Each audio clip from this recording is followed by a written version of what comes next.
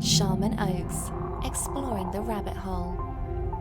1980, I was 21 years old. I went ice climbing in Western Canada and Banff Provincial Park. I was an outdoors guy, National Ski Patrol, been snow caving since I was a Boy Scout, mountain climbing, rock climbing, first time ice climbing. Had a lead climber who was experienced. We went up a world famous climb, maybe 500 feet, 3 pitches up, and made a mistake with my equipment to begin with. Thought that I could climb with an axe and a hammer at the same rate of speed as other people with a couple of axes, which turned out to be false. And so our climb was very slow. And by the time we reached the top of the pitch, it was sunset. Temperature dropped as the sun went down. Hypothermia set in immediately. We were in a desperate situation and knew it. Decided that we were going to either die trying to stay warm there, canoodled up against the mountain, or die trying to get off. And we decided that we would try to get off the mountain. And so it was a harrowing night, frostbite, hypothermia to the extreme. And on our last pitch, just before dawn, after fighting our way across the mountain all night, I succumbed to the final stages of hypothermia. We were clipped into the mountain on harnesses, on straps with iron pins and rings into the granite. We were off the ice. And Tim was to my left, my lead partner, my leading partner, and my friend. And my temperature soared on my skin, which basically meant that my core was flooding my extremities to prevent them from falling off. And it creates a false sense of heat, which, even though I knew better, having been trained as a first responder, I unzipped my coat and it's sub-zero out. And my temperature core dropped even faster. And I began to fall asleep. I'd wake up after having collapsed to the rock, try to pull on the stuck rope again and again, but I'd let go of one of the ends of the rope and the other was tied to me and I couldn't free it. And to collect it would have meant climbing back up and likely falling 150 feet. So we left the rope as it was, and I tried to tug on it, but I kept falling asleep. I pulled myself back up this last time after falling asleep, and as I stood up, I got what's called tunnel vision. Peripheral vision began to fill in with black and a circle and faded to black very rapidly to out. And I was in darkness, but unlike falling asleep, I maintained my consciousness. You know, when you fall asleep, you lose your consciousness, but I knew that I was awake and I was in this darkness and I felt myself collapse, but I didn't feel myself hit the rock. And suddenly in front of me was a great expanse of even darker darkness that extended as far as I could see and as wide as I could see and far, far in the distance. And I'd never seen anything like it. It's not just like standing on a wicked dark night looking out at the ocean on a starless, moonless night. It's like different than that. It's that plus times 1,000. And so way far, far in the almost infinite distance, I saw and I'm going to speak in metaphor now because I really don't have any other tools than that. So I saw like a pinprick of light that came rushing toward me that filled from a great distance, faster than the speed of light, and infilled the entire visual that I had. But it wasn't just light, it was like an amorphous intelligence that communicated directly to me without any sort of matter. There was no physicality to this. And it said to me without language, "I'm taking you." And I resisted because I didn't know what was going on. I was, can't say I was frightened, but I was strongly resistant because I didn't understand the circumstance. And this thing rushed right to me and communicated, "I'm taking you," and plucked me right out of myself and carried me up through with a proverbial tunnel, but the tunnel was wide and narrow at the same time, like infinitely wide and small enough to contain us, but not one or the other. It was both. And this entity carried me, and I was comforted. I was unafraid. I was confused, but I was not lost. And I suddenly emerged into this greater infinite darkness that was also illuminated. So these two things at once, and the entity, the angel, vanished, and I was left alone as what I describe as an orb of consciousness that's 10,000 times bigger than my body. And I was completely content. My first reaction was, this is me. Now I remember. How did I ever think I was that thing? This is who I am. And I was I had no matter, no energy, no atoms, no molecules, no photons, no electrons, and that sort of stuff. I was just consciousness, but it also contained all of my senses. So I was brain, I was thinking, I was eyeball and ear and sensories, but I was less Peter, and I could see in every direction at once. And there was like a portal opened in front of me if I had a front, which I didn't, but like a doorway or a gateway. But it opened up into this long arcing, infinitely arcing tunnel that was somehow inside of and separate from, but part of this greater eternity that I was in. And there was this flowing sheen that was transparent, I could see through, and translucent, I could see the sheen at the same time. And it was a flow, and I touched this flow with my self, my soul, consciousness, and it was all life. It was all life of all the universe and all the universes and all life there ever was and will be. And it flowed into me, and I tell this like in a sequence, but this is a place of timelessness, which means all time and no time, all time in one space and no time whatsoever. So it's really hard to describe it. I choose to describe it sequentially, and if only for my own sanity. So I touched this thing, and it inflowed into me, and it called my name, but not Peter. It called the name of my soul, that in which I could hear the creation of my being from aeons ago. I could see the long tail of my existence, of my soul, which was not Peter, and I could see the very creation of myself as a, a photon that was wave and particle as part of the light itself, but separate and the same as, but distinct from. And I could see that I had other lives, but I couldn't see what they were, and I couldn't see whether they were sequential or simultaneous. But I also knew that they weren't me, that the real me was the soul that contained them. They were little tiny, like toothpicks, stuck inside this much larger, uh, everlasting soul.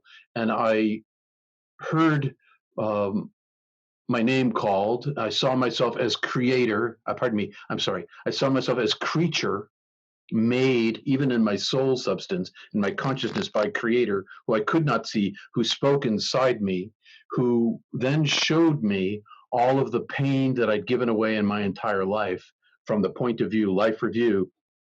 But mine, which is different than others, mine was I suffered all the pain I gave away in my entire life from the point of view of the people I gave it to. I intended to give it to, and I didn't intend to give it to. And I felt that. I felt their pain, and it turns out that all the pain that I gave them was about 10,000. I keep using 10,000 because it's like some huge unimaginable number that you multiply all the pain you ever gave away to somebody times, and I suffered all of that, their pain, plus times 10,000. Turns out that I gave it to me, and that they suffered a little bit, I suffered mostly, and it was juxtaposed to all my reasons for causing them pain. And the voice is saying inside me without sound, no gender, no language, I love you, It was showing me love. It was bringing me into love. It was expressing to me eternal love it's unimaginable, incomprehensible. I love you. I've always known you. I've always known these things about you. I've known you since you were created. I've known the long tail of your soul. I know what you were like to be a human being in this life. I love you as you are. I made you. I've always known you. I've always loved you.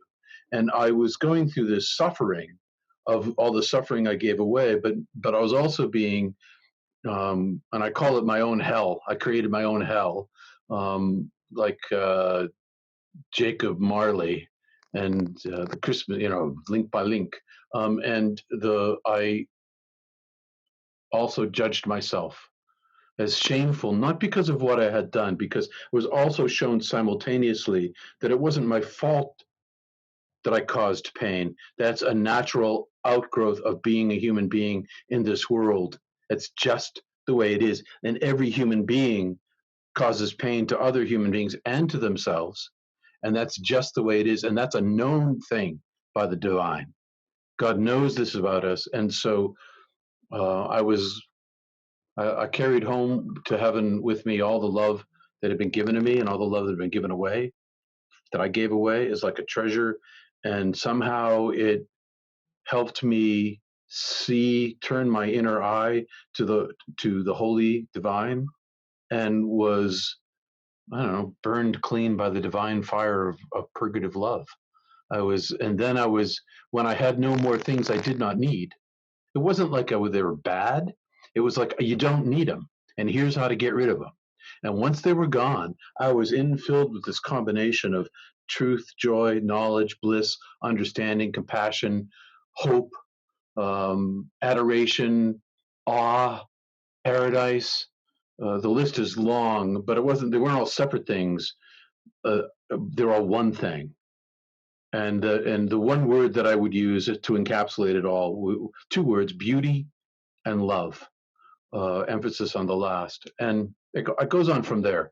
I mean, I could stop right there, or I could tell you how I came back and what happened next. But I've always been curious of how long was that? Like, how long do you think you were gone, and how long did it take? How long did you feel like you were gone? Well, I don't know either.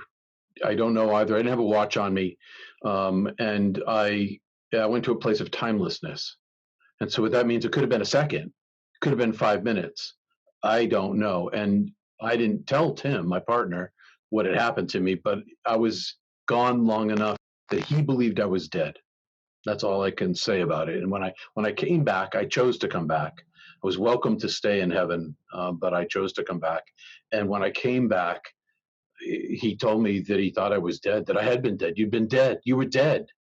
Oh, wow. Okay. If you die, I die, which was his point. And well, can you talk about that part about how you were given a choice to come back? Yeah, I said, once I was infilled with oneness of being, this unity, I was still separate. Okay, I was, as Genesis says, like I was an image of the divine. I wasn't the totality of the divine, but I was definitely like the divine. I was an image of it, like a subgroup of it, of the same substance, but yet less than. And I hadn't gone through the tunnel. And I said, so, I haven't gone the secondary tunnel. All right. I haven't gone through the portal yet. Do I have to go? And God's like, you don't have to go. I said, well, I've got a reason to stay. My parents were suffering. My sister had run away and vanished from our life and broke my mom, essentially. And in the instant of a thought, we were swept across the vastness of the universe and brought into the kind of in this dimension of this universe, but also outside of it. I could see all of Earth all at once, all mountains, rivers, streams, oceans, fish, in particular, and birds and animals and trees and plants and everything. But in particular, I could see human beings. And the human beings were 7 billion of us, and everyone was covered by a singular veil. The veil kind of trailed over everything in the world, and the human beings couldn't see outside the veil, and which is what I could see. And the voice said to me, in the way that I love you now, you know I've always loved you and will love you. And this love is I can't tell you how rich it is. It's any words utterly fail. It's all of the universes all put together into one black hole, like crushed down. That's how much, and that's not even enough. And um, and no one could see it on Earth. They were all going about their daily lives, being utterly beloved, in particular by the divine, just like me, just like I knew that I was, and that I knew that all because I was healed and well and without suffering. I didn't have a body to suffer. I didn't have any suffering at all. And the voice said, "In the way that I love you now, I've always loved you, and I love everyone in particular, including your parents, whose faces I could see in particular in the time of the world." And I could see in their souls and their faces their suffering. And I knew that from the duration, from the time at which I died that night to the time at which they died, their suffering would be increased exponentially. 2 kids lost. And so, even though I knew that all would be well for them when they died, that I chose to not let them go through that. And so I said, can I come back here? If I go back to life, can I come back here? And the voice said, "Yes, but we want you to stay, but you can go back." And I said, "Well, I can go back and help my parents. They won't suffer as much. I choose to live my life." And the voice said, "You won't live your life," and send me back. One, how convinced are you that it was real and not just like some hallucination? It was self-evidently so to me. Maybe I'm wrong. Maybe it's going to turn out there was some kind of biological thing in my brain, but that's not the way I experienced it. It's more real. It was more real to me than anything I've ever experienced in my life before or since. Right. And I love in your book how you told your congregation that you don't have faith. Can you say that part real quick? Why you don't have faith in God? Sure. So for your audience, I'm an ordained clergy person, and I served congregational churches in New England for quite a number of years, decades. And the day I came back from my death, the moment I came back, all faith was erased, all belief was erased, not just in religion, but all belief and all culture. It's completely, I guess I look at it like an anthropologist might, all culture from kind of the outside. Oh, that's nice that you've got that gray sweater hoodie on. I got one like that too, so I can fit in. So and I do actually have one. So I came back with no belief in culture or religion or in God, because to me, God is not a thing to be believed in. I know God is real. I know where I'm from. I know where I'm going. But more importantly, I know that I'm known by the knower of all. And I can't ever turn away from that. It's not something that ever shuts off. Even when I'm asleep, it's still going. And so in addition to having no belief and no faith, I don't have any doubt. I am doubtless and completely unafraid of death, because I know where I'm going. Yeah, to me, that's one of the most beautiful things about people that have had the near-death experiences. They just come back just knowing, and I think that's such a great gift. But why do you? Or I love in your book you say that it's like you don't believe in trees and birds, like they exist. You don't have to have faith in them or believe in them. You know they exist. Right, exactly. So I don't have to believe that this glass exists and that water exists.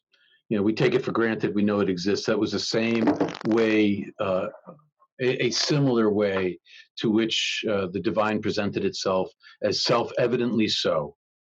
And the reality, the Hindus talk about Maya, illusion. It's like living in an illusion for me.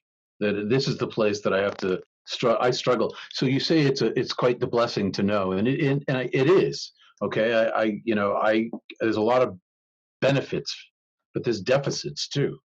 I live non-attached to pretty much everything. I mean, sure, I have likes and dislikes, and when my favorite mug smashes to the floor when I drop my coffee in the morning and the handle breaks off, I'm like, I had that mug for 30 years. But it's not real. I know it's not real. I know it's all transitory and temporary, and that I am too. Okay.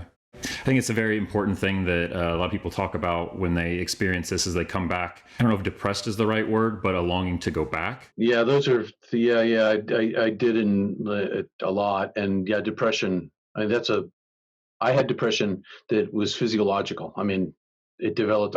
I longed to go back so much that I immediately regretted my decision. Wow. By the Yeah. time I started having the mental capacity to consider what I had done and the choice I had made, I made a huge mistake coming back. All I wanted to do was go home. It's like living in a two-dimensional black and white world here, Right. compared to multicolor, multisensory VR immersion there. And so once you've been in that place, coming here, as beautiful as it is, and I live in an extraordinarily beautiful place on purpose, so that I can get as close to beauty as I possibly can. But even that, it's just like, oh well, that's really pretty, but not the same as ultimate divine beauty. Yeah, I love how you said also that like sunrises are ugly. Are they still ugly, or were they just ugly for a while? They were ugly for a while. There was well, the first year was very difficult. The second morning, the first morning we woke up. Um, was it that very first morning? Geez, the very first morning after the climb, we drove and we slept that night. And then the next morning, when I woke up after totaling the car, and having to hitchhike back to Bozeman with all my gear, Tim took a bus, and with other gear, I watched the sunrise, and it was really beautiful, but not at all. It was like watching a cartoon. It was like being in a cartoon. Only I wasn't just in the cartoon, watching the cartoon. I was the cartoon. Like my body was the cartoon, and my thoughts were the cartoon, and all of my senses were the cartoon, and the cartoon was outside of me and inside of me, and it was super confusing.